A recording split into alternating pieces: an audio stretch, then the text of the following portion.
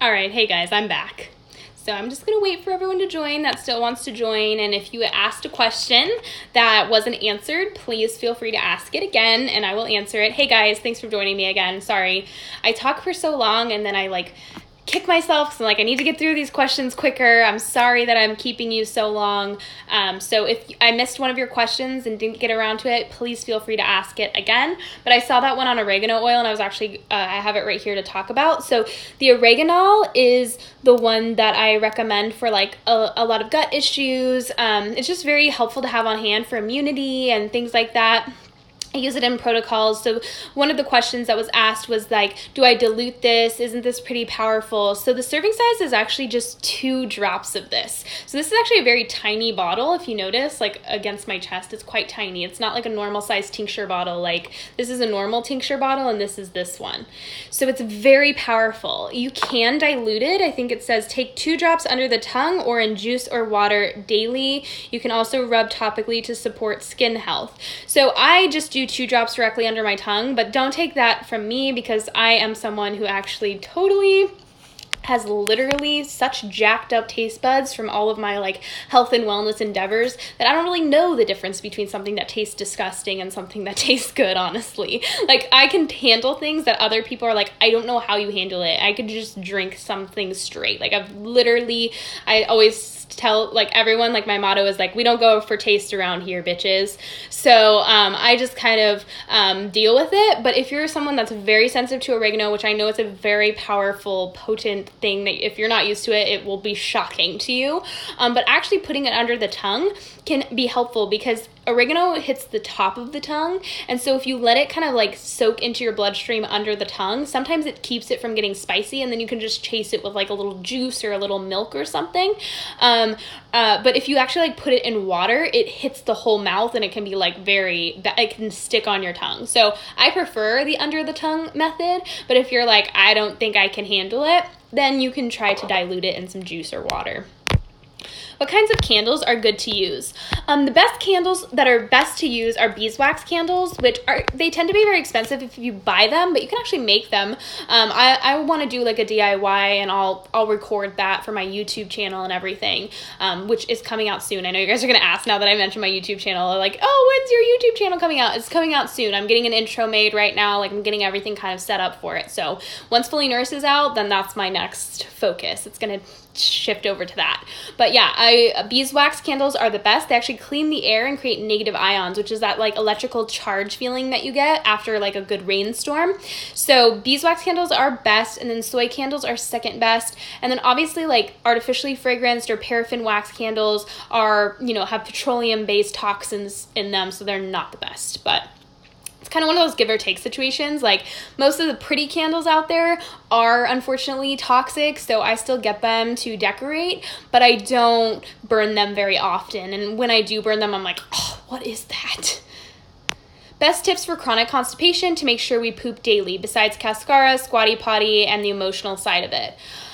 Chronic constipation is one of those things where you really have to find the root cause. So chronic constipation can be caused by so many different things. And my best tip is get metabolic function going. Remember, if you don't eat enough, why would your body feel the need to speedily extract and absorb nutrients from your food and get it out of you? There's no literal reason why it would. And so a lot of times, it's one of the most basic things when it comes to getting rid of chronic constipation is just eating enough, eating more food, getting things moving, putting things in the trap so it pushes things out of the trap. You know what I mean? So that's the first thing. The second thing can be stress levels, you're just not digesting things well. And so especially fibrous foods like leafy greens can get caught in the gut walls and your body's just oh my gosh, what is this? I can't break it down very well. And so sometimes removing super fibrous foods for a period of time can actually be very helpful for gut health. A lot of people think that those foods encourage bowel movements, which they do, but if you can't have a bowel movement without eating tons of fiber, then you actually are constipated. You're relying on the cellulose to keep things going. So constipation, true constipation, is when you're not passing bowel, you're not relying, or you have to rely on something to have a bowel movement. You should always have peristalsis or a bowel movement regardless of what you do, what factors input into that. So, you know, you can use triphala, you can do aloe vera, but the biggest thing is healing your metabolism. If you have under-functioning thyroid or your estrogen levels are high, that stuff's going to just sit there and rot and cause inflammation. And sometimes remember that your gut is supposed to only be like the cell walls are only supposed to be about 1 millimeter thick. They can actually get so inflamed and irritated that they become 1 inch thick. And think about that. Like, a lot of women think that they have like fat guts, and I'm like, you don't have fat on your gut. You might have a layer of fat, but your intestines are literally inflamed, and that's why your belly is protruding.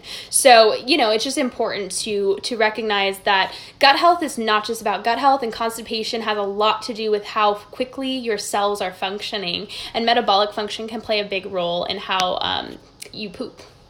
Why is the keto diet bad?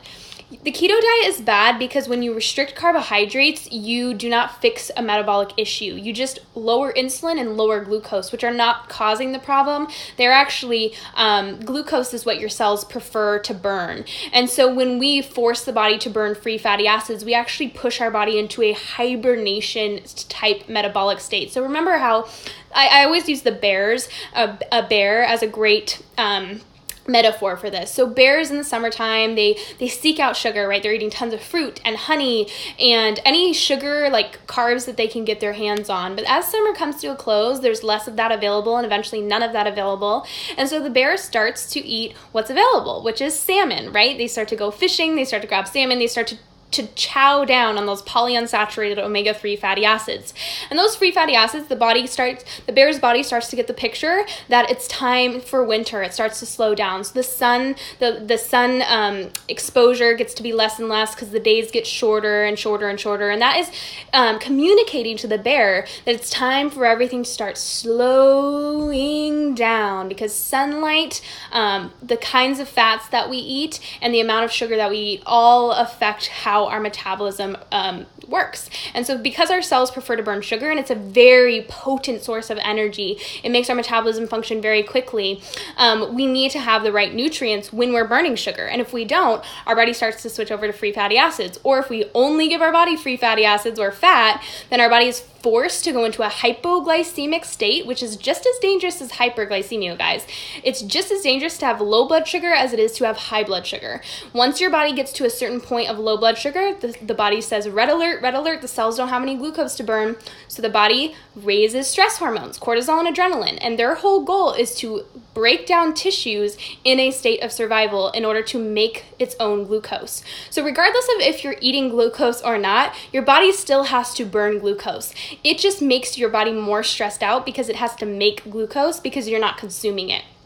And so this process is very metabolically stressful. If you have to have chronically elevated stress hormones in order to make the sugar that your body's trying to burn, your body eventually starts to burn free fatty acids out of necessity. It doesn't prefer free fatty acids. Free fatty acids are very metabolically damaging, and they make you insulin resistant, because if your body can't burn glucose, why would your body respond to insulin to intake glucose into the cell? And so this becomes you're in this kind of chronic metabolic hibernation state. This is why women come to me on low carb diets. They feel low energy. They kind of just feel like meh versions of themselves. They have a very chronically elevated cholesterol. And remember, cholesterol is a precursor to progesterone and all your stress hormones. They also usually have elevated adrenaline, elevated cortisol, elevated prolactin, elevated TSH, which is they are all stress hormones. The other thing you have to understand is remember that thyroid hormone, or T4, that's made in the thyroid is sent to the liver and the gut to be converted into T3. 80% of it is converted in the liver, though. And you want to know what's needed to convert T4 into T3? Glucose. Glucose is needed. And remember that T3 is the literal hormone that goes into every single one of your cells and regulates your metabolism and determines how well you burn glucose. And if you do not have enough T3, you will begin to prefer to burn free fatty acids and your metabolism will start to break down. So low T3 is the causation of having elevated glucose and elevated insulin in the first place. Yet people are trying to lower their glucose and their insulin levels, thinking that that's fixing the issue, when in reality it's just lowering the symptoms of the issue. It's actually making your body pump out more stress hormones, and it's lowering the amount of T3. You have to understand, you guys, in the 20s there was a man who came out with this theory that if we do a diet that slows the whole metabolism down, meaning we restrict calories or we restrict certain macronutrients, we slow the metabolic processes down, we end up preserving life longer because everything's functioning a lot slower. It was this idea that, we slow down a wheel that's spinning, it will have more longevity. Or there's a contrary idea that if you give the wheel what it needs to continue to spin very quickly, or give our body what it needs to metabolize things quite quickly, it will work efficiently, it will create heat, and it will work well. And so the diet theories went each direction, and a lot of people went with that idea that if we slow everything down, we do experience weight loss at some point, sometimes short term, but it causes metabolic damage. So when we go back to eating a normal amount of food, or we go back to eating our favorite foods, we gain it all back very quickly because we didn't actually fix the metabolic issue that was taking place. We just lowered the amount of glucose and insulin in the body, forcing the body to burn more free fatty acids. And then the body eventually will make ketones because it can only break down tissues for so long. And ketones are actually a product of metabolic stress. Just want you to keep something in mind, you guys. When you pee out sugar, you're diagnosed with diabetes. But when you pee out fat, people say you're in ketosis. Why is one bad and one good? Literally, if you're peeing out sugar, it shows you're not processing sugar correctly. So why does peeing out fat equal a good thing? I just want you to think about that. Any advice about cysts in the uterus? Yeah, so if it's cysts usually are caused by nutrient deficiencies a lot of times. It can also be caused by estrogen dominance. If it's fibroids, a lot of times it's just estrogen, or mostly estrogen related, I should say. So if it's cysts, it's usually a mixture of issues. If it is fibroids, it's usually estrogen. But usually progesterone has an effect on both of those things. I've seen it affect both uterine cysts and uterine fibroids. So make sure you get your progesterone checked.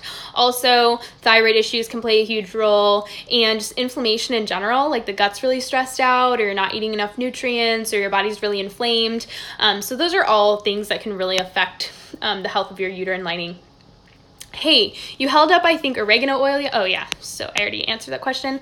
MTHFR options or opinions. Is it really a genetic mutation or not at all and purely related to the liver like you said? I think it is a mutation, you guys, but the thing about genetics is you have to understand that about 20 years ago, remember that science is a funded thing. It's a biased thing. So wherever the funding goes, that's where the research goes. If a company is going to dump a bunch of funding into genetic research, that's where the science is going to go. Even if there's things that are pointing to genetics not being the answer, scientists will do whatever they're paid to do.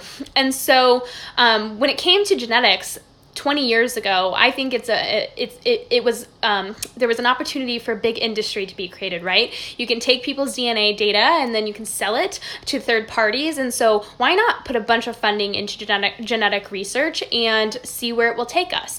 And so 10 years ago, it was saying epigenetics, the new, it's going to be the cure for everything.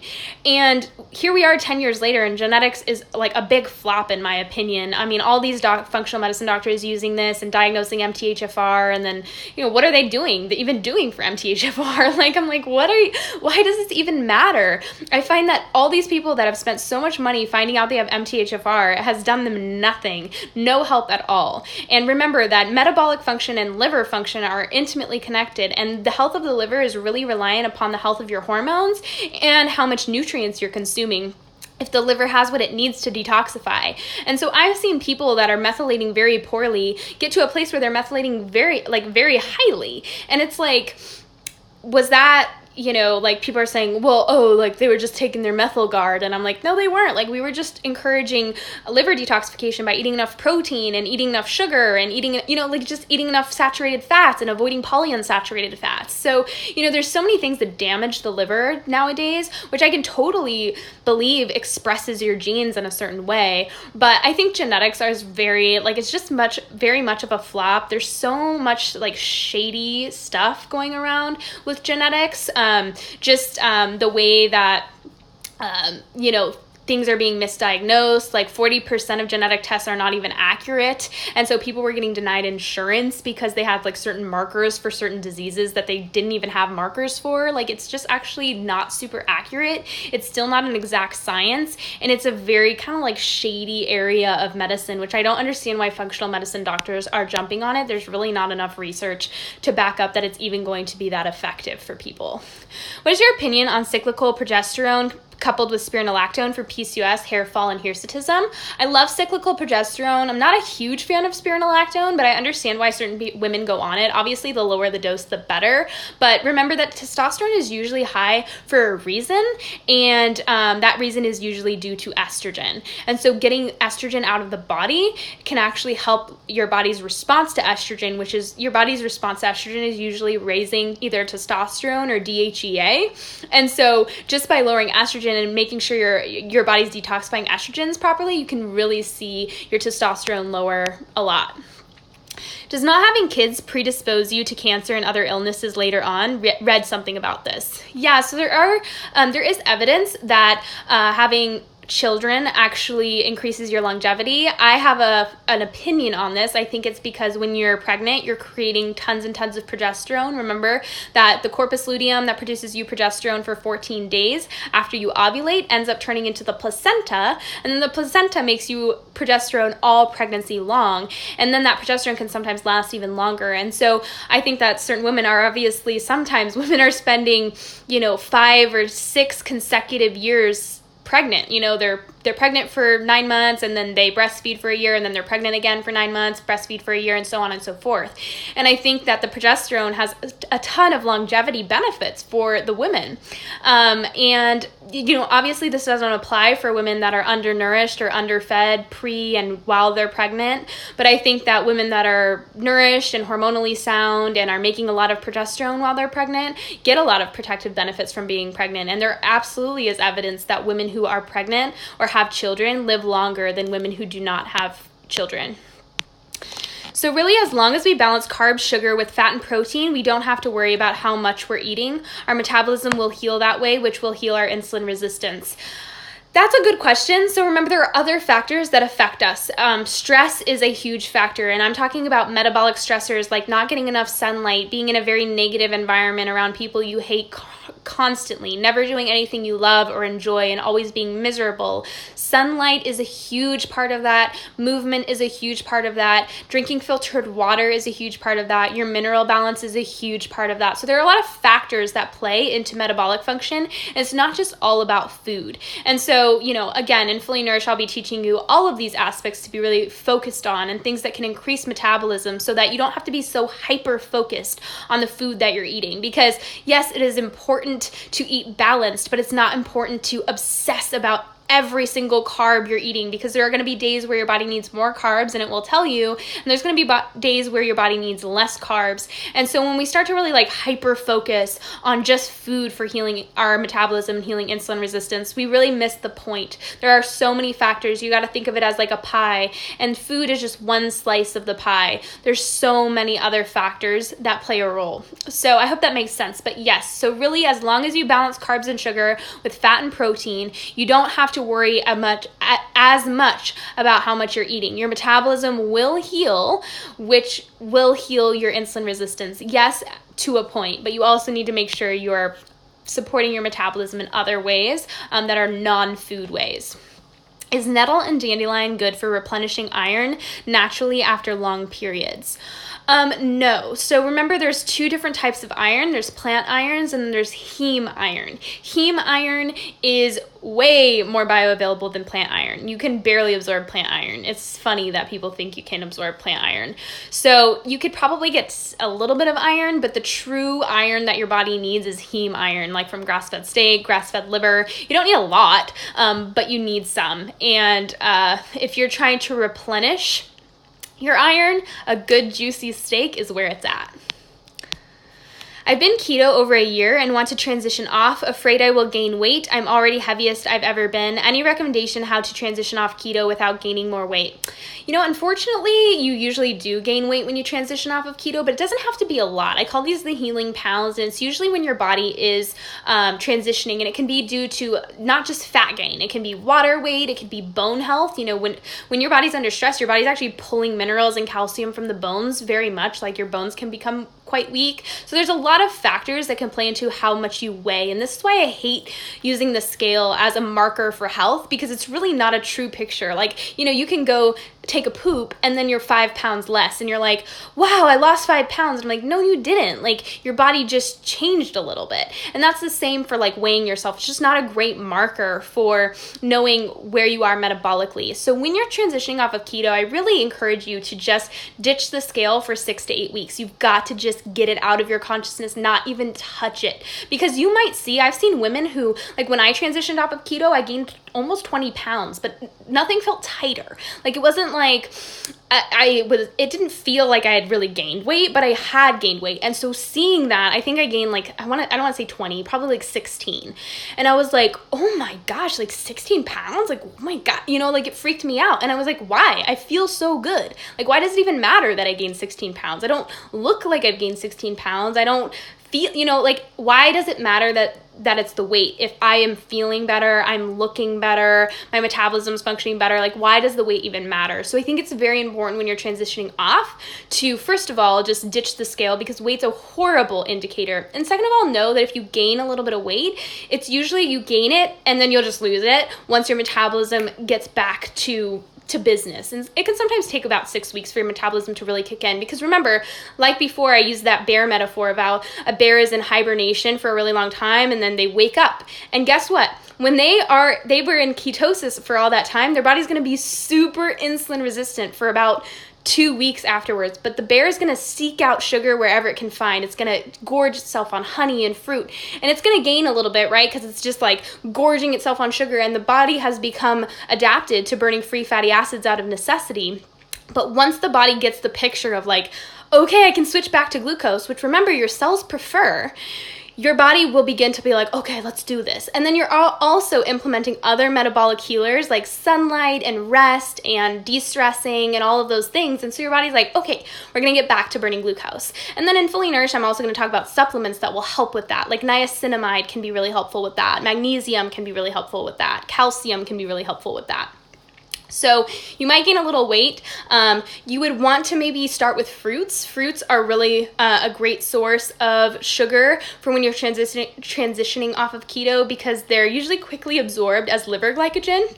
So your liver will use them as fuel, and your muscles tend to store them as glycogen. And just go low and slow. You can't go from eating no carbs to eating a shit ton of carbs. You have to slowly transition. So I would start by maybe lowering some fats from your dinner meal and adding in some sugar in the form of whole fruits. And then, you know, maybe at lunch, restrict the fats a little more and add in more carbs, like maybe have some sweet potato. And just stick to roots and fruits for a while, and then you can maybe experiment with more like sugary sugars like coconut sugar and honey and things like that. But remember, the things that are going to be more rapidly absorbed, your body's not going to be able to handle that glucose load at first, because it's probably physiologically insulin resistant now. You're going to be more resistant to insulin because you haven't been eating sugar and your body was forced to burn free fatty acids as fuel. And so you have to give it time to get back to burning sugar. And it's going to take some time. So that's why you want to slowly increase carbs and slowly decrease fats. It's also really important to be focusing on the right kind of fats. So saturated fats are where it's at. Polyunsaturated fats, specifically from nuts. Girl, like I tell all my clients this, I'm like, you want me to let you know a little secret?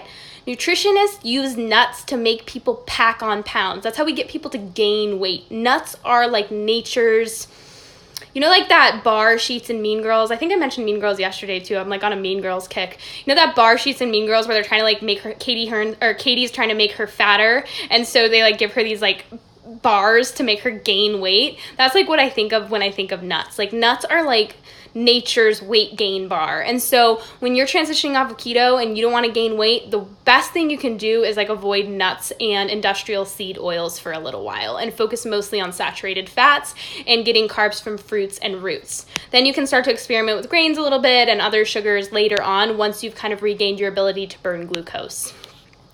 Can we be 100% metabolically healthy without supplementation, even if we were born sick? As you said, many of us had moms in a hypothyroidism state where they were pregnant with us.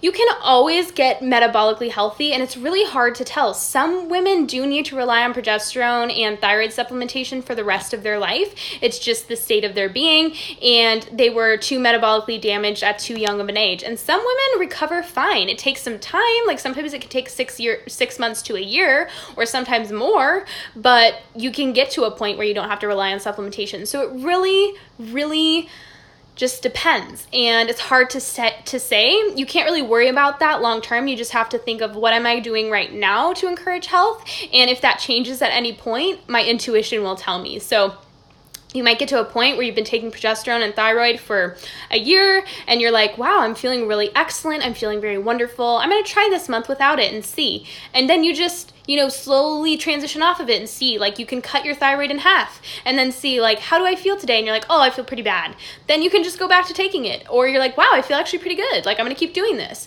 So, health should be this very intuitive, organic place. It should never be like, you must do this or you must do this. Because if someone's saying that, they're not understanding that every body is very different. And so, I can't really say for you if that's going to be needed forever or if it's going to be needed for a short period of time, or if it's even needed at all. Some people can get metabolically healthy by simply just changing their diet to a more pro-metabolic diet and restricting the things that are really causing cellular inflammation and stress on the body. Can B6 impact iron and progesterone levels? Super low progesterone, hemoglobin, ferritin levels not going up with iron. Yeah, so can thyroid. So a lot of times when people have their ferritin or iron or hemoglobin levels are dysregulated, it's almost always due to low metabolism. So a lot of times I say, like, make sure they checked your thyroid, and if they didn't, then that would be something to check. But yes, B6 can absolutely impact that, and you definitely want to make sure you're getting plenty of B6 because B6 is also needed to make progesterone. So just a little impact. And a lot of times women have low progesterone. So another thing you want to really check when you have hormonal imbalances is cholesterol. So a lot of people in the health and wellness community have started this rumor that cholesterol doesn't impact your health at all. And I'm like, whoa. It doesn't impact it like conventional medicine says, but cholesterol is a precursor to the master hormone pregnenolone. Pregnenolone gets turned into progesterone, it gets turned into cortisol, and it gets turned into DHEA. And then DHEA gets turned into both estrogen and testosterone. And you want to know a little secret? It takes T3 or active thyroid hormone to turn cholesterol into pregnenolone and pregnenolone into progesterone. And so if you don't have enough thyroid hormone, your body's going to have a very hard time turning cholesterol into pregnenolone, and you'll see high or elevated cholesterol levels, because the more cholesterol your liver and your gut make, the more likely it is for the body to be able to turn it into those stress hormones or progesterone. And so I always say, check your cholesterol levels while you're at the doctor, see where they're at. Because if you see them elevated, you're seeing your body's literal stress response in front of you in something as simple as cholesterol. At what point in working with your clients do you begin to focus on libido? I understand as you begin to truly heal, some will address itself, but it's also a stressor at this point. Oh girl. I can get your libido back in 5.2 seconds. I don't even have to really focus on it. Honestly, when you're eating enough and you're eating enough of the right things, because remember, libido is a marker of vitality. It's a marker of your body desiring reproduction. When our libido is low, it is all of your cells screaming out that it's not time. We're not ready for this. And so your body would love to put energy elsewhere and not into reproduction, because as much as we see our libido as something that's a factor in our life, our body sees libido as the biological drive to reproduce. So you have to understand, we have low vitality, your body does not have a desire to reproduce. And so you need to see it as simply as that. And so, obviously I'm a hormone nutritionist. My literal job is to get your body functioning more optimally and bring your vitality back. And something as simple as I actually use ice cream for increasing libido. Yeah, oh my gosh, kill me now. So ice creams that don't have a lot of additives. You're looking for something that is a simple ice cream recipe, or making your own with just cream, eggs, sugar, a little bit of flavoring, and salt. Don't go for like the crazy cookie ice creams or anything like that. You just want something simple. Like my go-to is either vanilla or coffee Haagen-Dazs. Haagen-Dazs is a very clean ice cream. It doesn't have any gums, carrageenans, guar gums. I have yet to find an organic ice cream brand that does not add crap to their ice cream. So Haagen-Dazs is like a fat sugar bomb, and just think of that as like energy for your body. And I'm not saying like go pound a pint of Haagen-Dazs. That's not what I'm saying, but I'm saying, some Haagen-Dazs before bed can sometimes be enough to enhance your libido. I call it, the baby making ice cream. That's what I call it with my clients. So if you want, have that after dinner and see if that increases your libido. Sometimes just increasing sugar, like having some orange juice with your breakfast that's fresh pressed, is enough. So I see women that have chronically restricted, just done different diets, like autoimmune paleo, and they've been focusing so long on restriction that they forgot to eat nutrient vitality producing foods. And so therefore their libido is struggling, their energy is struggling, their personalities are struggling. When I say personality, I just mean you don't feel like yourself. So at what point do I focus on libido? I focus on libido all the time. I always actually have my clients keep track of libido. Well, I shouldn't say always, but some of my clients, when their struggle is libido, I have them use that as a gauge for how their body is healing, because it is a sign. It's a direct sign of your body's vitality and desire to reproduce. But if you have dryness or you have a very, very low libido, make sure you're not constipated, make sure you're ovulating and making progesterone, and make sure you're eating enough sugar, fat, and protein throughout your day. And also try to maybe eat at regular intervals. So if you're someone that eats like twice a day or 3 times a day, try 5 or 6 small meals throughout the day consistently for like 3 to 5 days and see how that affects your libido. These things do take time and consistency, but usually you can see your libido improve within like 2 or 3 weeks. It doesn't take very long at all. Hi Jessica, so I only get a period every month, but I only played 2 days in brown spot 3. What's happening? Is this normal? Yeah, that's something. So these questions are more like medical questions, you guys, and unfortunately I'm not a doctor. So this is something you definitely want to check with your doctor with. But if you get a period every month, but you only bled 2 days this month and then had brown spotting, I'm not sure what's going on. I can educate you that brown spotting is usually older blood. So it's deoxygenated blood, right? Brown blood is usually older, left over, or it can be an indicator of estrogen. So it really depends. When people have like very like spotty periods or maybe not full periods, you have to make sure you're ovulating, because remember, a true period comes after you ovulate, and you ovulate usually 10 to 14 days before you actually have a period. And so if you're not ovulating and making progesterone, you're not really having a true period, you're having more of a bleed. And having a bleed is different than having a period, because the period happens because your body actually prepared for an egg that could have possibly got fertilized to implant into the uterus. That was a preparation for that fertilized egg. And so when the body realizes that the egg wasn't fertilized, then it's time to shed the uterine lining and do it all over again. And that's a true period. But sometimes when our hormones are imbalanced, we can get uterine lining to build up, but an egg doesn't actually get dropped. We don't actually ovulate. And so this can cause a bleed, but it's not actually a true period because there was no biological necessity for it. So it's hard to say what's going on there. Where I would start is I would make sure that you know where your thyroid is at. If you've never gotten your thyroid checked, that's important. Also, just something as simple as tracking your basal body temperature and tracking your cycles to see if you're ovulating is important. Remember, you guys, like using a period tracking app does not determine if you're ovulating or not. You need to actually see a temperature spike.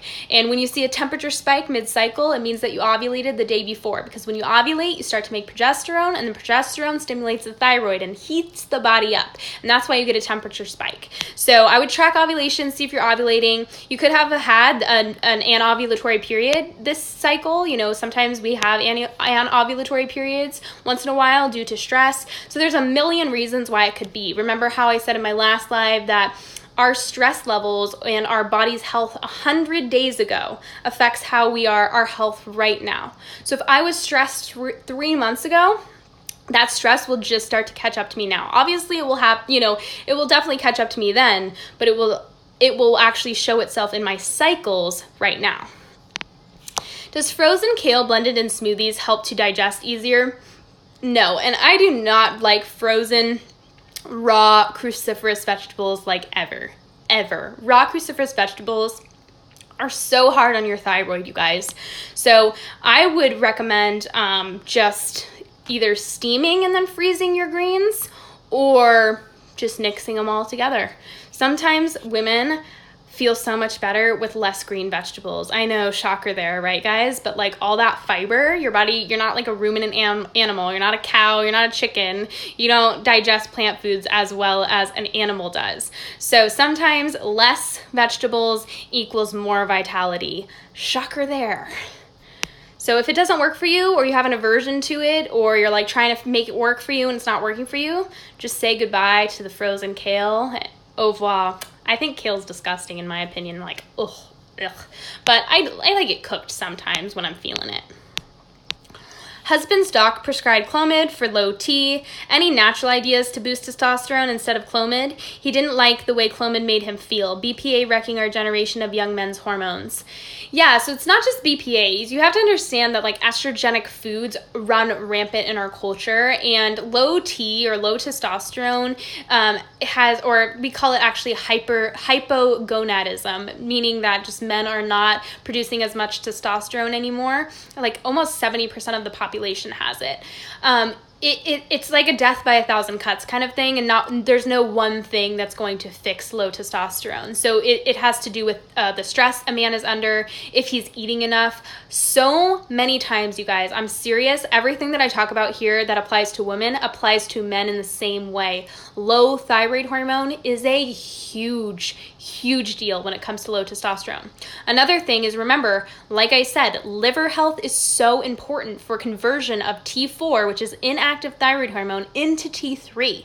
And so if your hubby is having low T3 syndrome, he might not have a thyroid problem, he has a liver issue. And so liver and gut health are paramount. Obviously avoiding things like BPAs and drinking out of plastic water bottles, like getting him a metal water bottle, drinking filtered water, making sure he's eating pretty healthy, trying to avoid as much processed foods as possible that are going to be irritating to the gut, and then supporting liver health with like collagen is really good. Bone broth is wonderful if you can get him to drink some bone broth every single day. You know, your goal is to focus on his gut health, getting him lots and lots of nutrients. I mean, men have very high calorie needs. Like women, we have high calorie needs, sometimes around 2,000 to 2,500 calories. So if we have that high needs, like I have a hard time getting that much food in my body.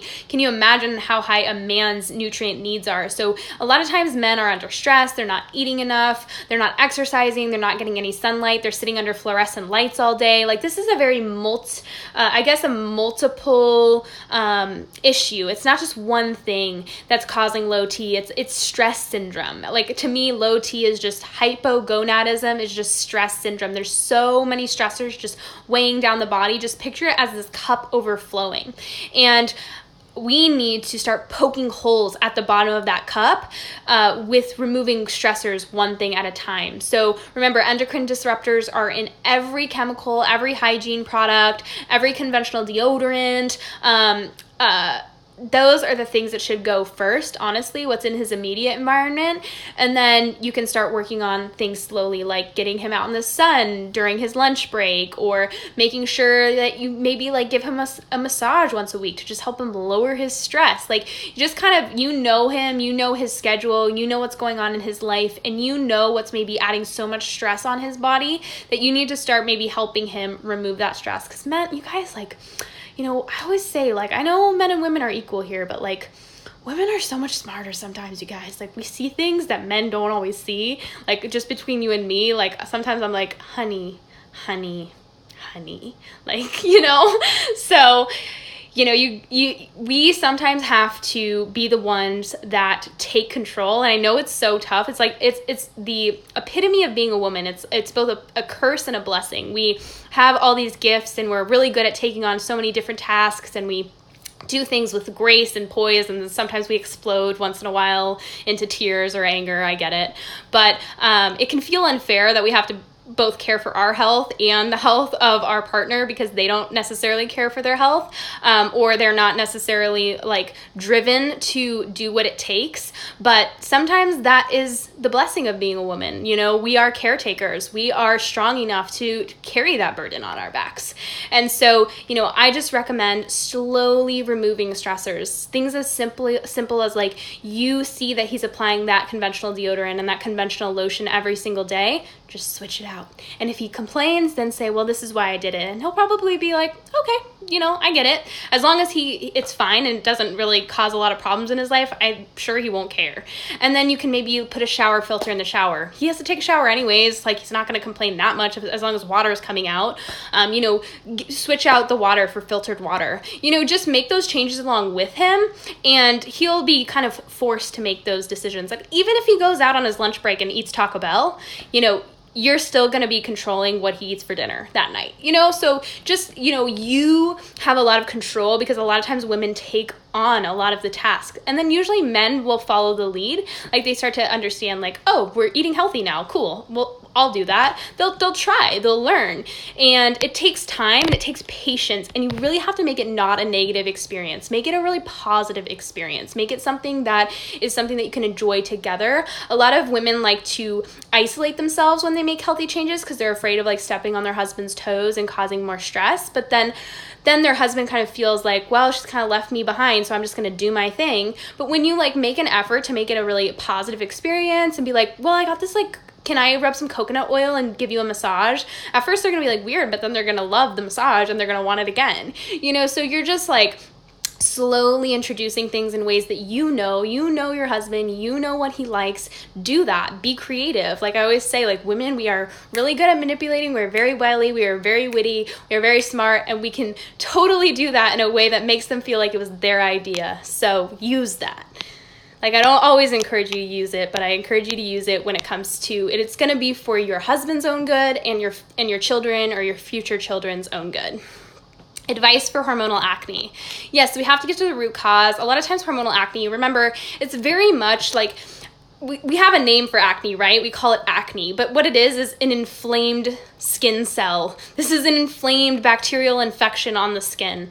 And so we have to understand that our immune system plays a big role. Our body's ability to detoxify toxins through either the bowels or the urine plays a huge role. And if the body can't detoxify quick enough, it has to detox through other organs. And the skin is a detox organ. So, having a zit here and there can actually be a good sign. It can mean that your body's trying to get things out. But if you're struggling with hormonal acne ongoing, it's probably a liver issue. Most likely it's a liver detoxification problem or a stress hormone issue, or both. There's too much stress hormone and there's too much estrogen, and it's not getting out of the body fast enough. The body's not able to handle it fast enough. It can also have a lot to do with nutrient deficiencies. So vitamin A is a huge one. This is why Accutane works so well, because it is synthetic vitamin A. So sometimes women see a lot of results by supplementing with just vitamin A.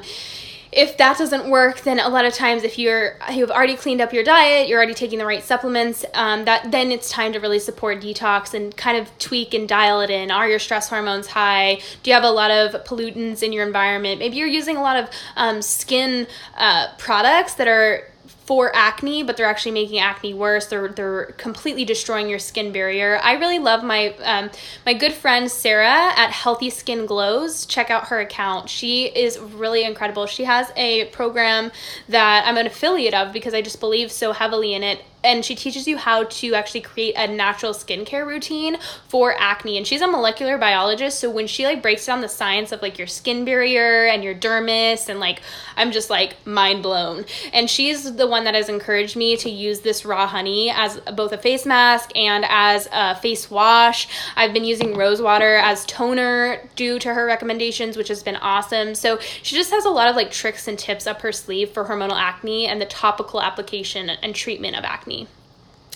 With the example with the bear, really sugar helps our metabolisms work better then, as long as we're supporting our metabolism with nutrient-dense foods and a balance of protein and fat. Exactly. So remember, metabolism really just refers to the rate at which our cells utilize nutrients and fuel.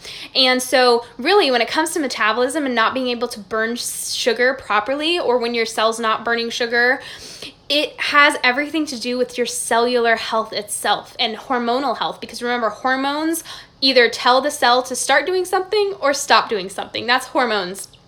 They're just chemical messengers. That's it. And so you have to understand that the cell burning glucose is what's supposed to happen. That's what happens when a baby is born. But over the course of our life, our metabolisms can get stressed out by pollutants and chemicals and, a million environmental issues, emotional stressors, metabolic stressors like low thyroid hormone, low progesterone, too much estrogen, which can all make our cells very inflamed. And the cells stop responding to glucose. So really, insulin resistance and metabolism has everything to do with the health of the cell itself. And I know that kind of makes it stressful, like, oh my gosh, how do I heal my cells? Like, what? But the cells are really good at healing when you just give them the right tools, give them the right environment, give them the right nutrients, and they're like, we're good to go, baby. I always tell people, like, you're not responsible for healing your body. You cannot handle that burden. That burden is way too big to bear. Your body is like the most incredible supercomputer on the planet Earth. You just need to give your body what it needs and trust the process. Like, your body will do its thing. As long as you're seeing your metabolic markers improve, which I'm going to teach you in Fully Nourished, how to track your pulse rate, your temperatures. You're going to focus on the warmth of your extremities. So the tip of your nose, your hands, your feet. And then I'm going to also have you periodically check in with your blood glucose levels, because even though fasting glucose is not really a great sign of insulin resistance because stress hormones impact how high blood glucose is in the morning, you can still track your post-meal glucose or postnatal glucose. And that's going to show you how quickly you're clearing sugar. And if you're not clearing sugar quickly, you can assume that your body's not utilizing sugar well, and it's being stored in the fat cells for later use. And so, I'm going to have you periodically check in with that. But the best markers for metabolism is how you feel, energy, moods, libido, digestion, sleep, all of those things, and then also your pulse and your temperature. And as long as you're making sure your environment is a very pro-metabolic environment, meaning we're keeping chemicals low, we're drinking filtered water, we're using light therapy, which I'm going to teach you how to use, both sunlight and red light therapy. And then the proper supplements, when it's applicable, then you absolutely will see metabolic healing take place. But it's all about lowering stress on the body, and that's both internal and external. And you don't have to worry so much about carbs and calories and fats and things like that. Sugar does help our metabolism work better if we're able to process it well. And that's where the thyroid comes in, that's where stress comes in, and so on and so forth. Your thoughts on tanning beds and self-tanner creams, how do they affect our health? I've never done it. Honestly, guys, there was this big scare 20 years ago that said tanning beds cause cancer. But if you think about it this way, it's really funny because just as you remember how industrial seed oils became very popular in like the 70s, and we stopped using like lard and butter, and we started using like margarine and canola oil. If you've ever fried canola oil or heated it up really, really hot, it turns brown, right? It gets like really decrepit. That's my favorite word right now. It gets really oxidized and rancid. It burns. And remember that every single cell in your body uses fat to actually form the outer cellular barrier. And so whatever fats you're intaking is going to affect the actual integrity of the cell itself. And so if you're consuming fats that go rancid when they come in contact with heat, how do you think your body's going to react to the UV rays from either a tanning bed or the sun? Well, it's going to fry, right? It's going to burn, because your body's ability to handle light and sunlight has everything to do with the cellular coating on the outside of the cell, aka the fats you're consuming. And so if you're consuming a bunch of or crappy fats that oxidize when exposed to heat or light, of course your cells are going to burn. They're going to crisp. They're going to turn cancerous. Duh.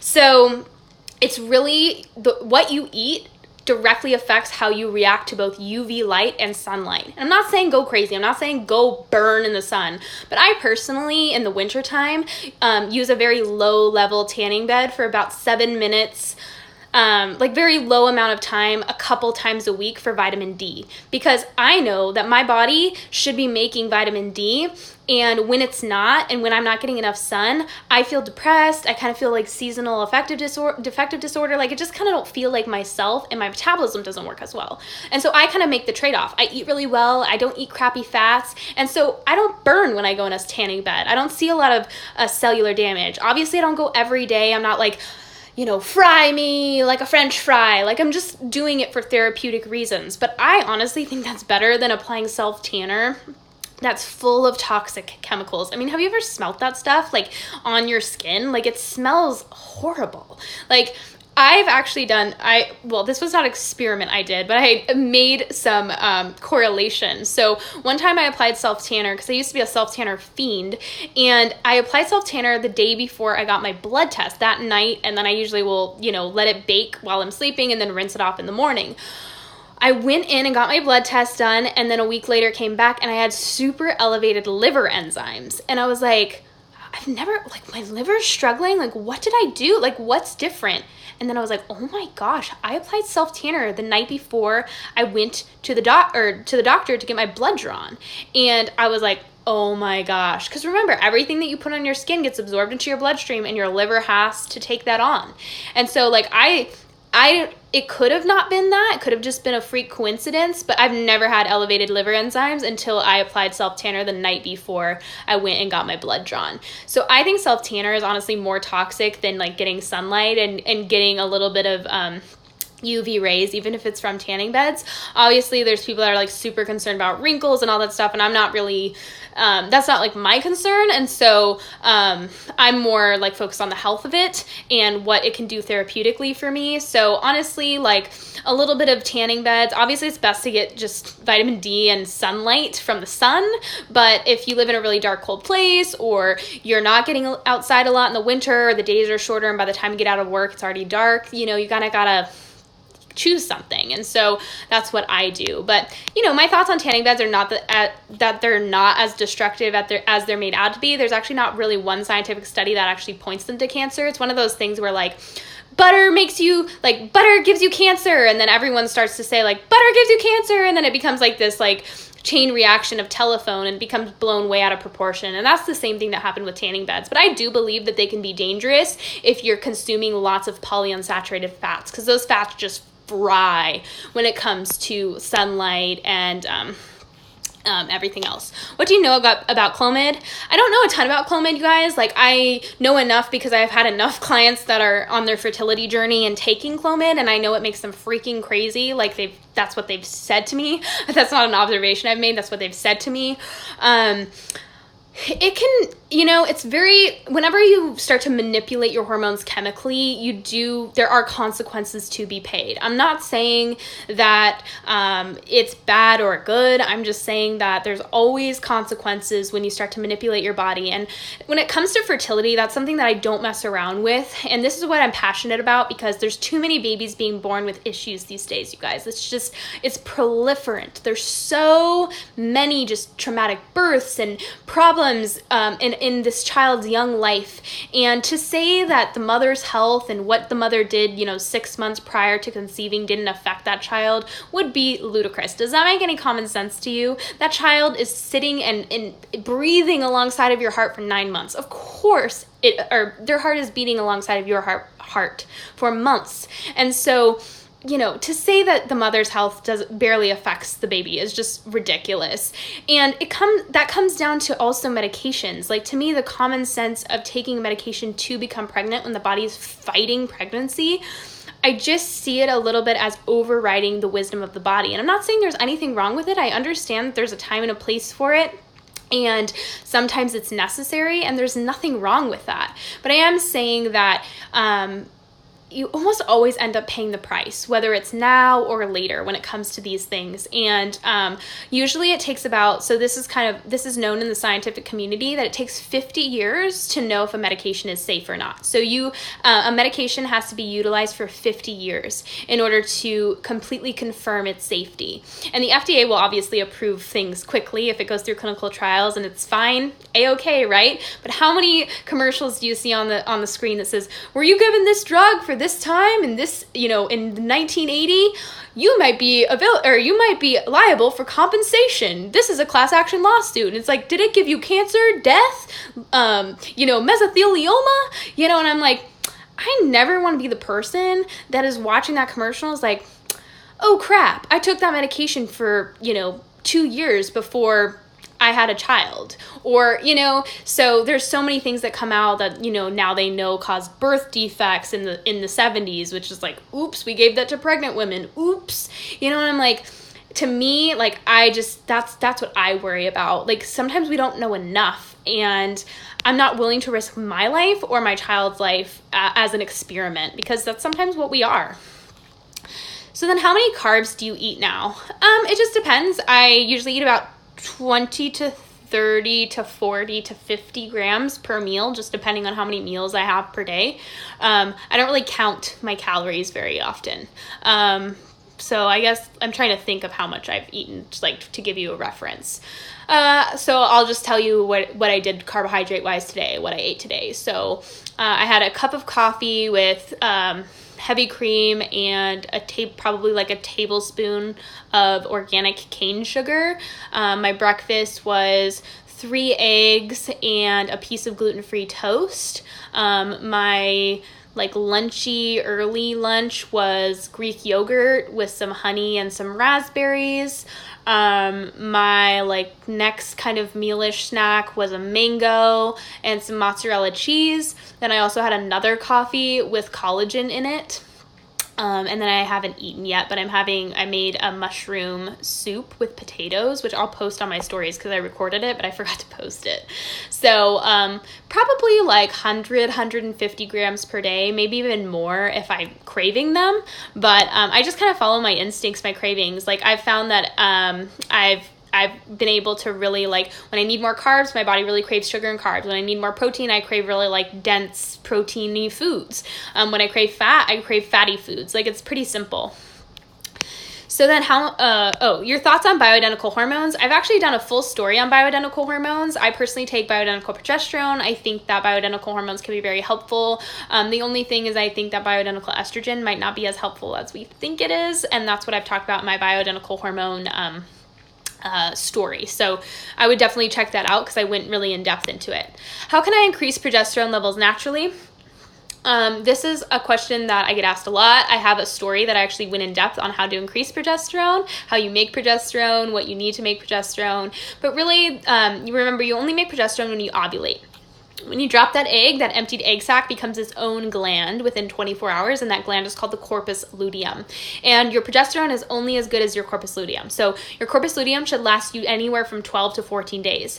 In women who have insufficient corpus luteums or not enough nutrients for corpus luteums or whatever reason, their corpus luteum is not lasting them 10 to 14 days and making them enough progesterone, they're not making enough progesterone. So to increase progesterone is to increase your metabolic capacity and to increase the health of your corpus luteum by getting the right nutrients. Biggest things, and I'm going to translate this into non-sciencey stuff, eat more, don't exercise too much, make sure you're sleeping, make sure you're getting sunlight every day, drink filtered water, make sure your thyroid's functioning well, and have more fun in your life. Please don't be miserable and stressed and in a bad relationship. I mean, heaven forbid you spend your whole life doing that.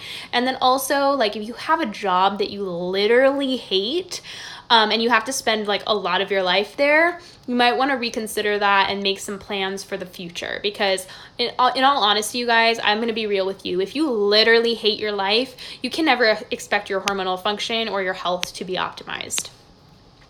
Just want to thank you for everything you do. Can't wait for Fully Nourished. You've been the biggest influence in my healing journey, and I'm thankful for your work. Thank you. I appreciate you guys for being here. Like, I always feel like I don't show up enough sometimes, and I know that, but I do need to acknowledge that you guys like do get helped by my information, and I'm super thankful for you guys. Sorry, I forgot to take notes. Was it Adderall for endometriosis? No, not Adderall, aspirin, but that's something you want to talk to your doctor about. And would having kids also have negative side effects for the female body or only positive? So remember that traditional ancient cultures actually had a tradition that a lot of them did, that once a woman has a child, they need to wait for 1 to 2 years to replenish their body. And yes, so having kids too soon, back to back to back, you're depleting your body. Pregnancy is a very stressful thing. You need to restore your body. I don't want to say you cannot have babies back to back. You can do whatever you want, but having back to back to back to back children does end up being a lot more stressful on your body. We have options for payment plans for Fully Nourished. So excited, and you got to be paid. Just want to be sure I'm able to participate if it might be a little bit more costly. It's going to be $287, but remember the first 2 weeks is going to be $100 off, so it'll be $187. Sorry, Instagram's cutting me off. That's why I'm talking so fast. It's like you have a minute. So Fully Nourished will not have payment plans, I believe, but I'll consider it if that's too high of a price point. Send me a DM and just tell me your situation, and maybe I'll consider doing like 2 payments or something like that. All right, you guys, Instagram's cutting me off, but I'm actually going to go live tomorrow morning at 9 a.m. PST for my regular Friday live. This was kind of like a guerrilla warfare live, so I will be going live tomorrow morning again. So if I didn't get around to your questions, I'll see you in the morning. I love you. Have a good night.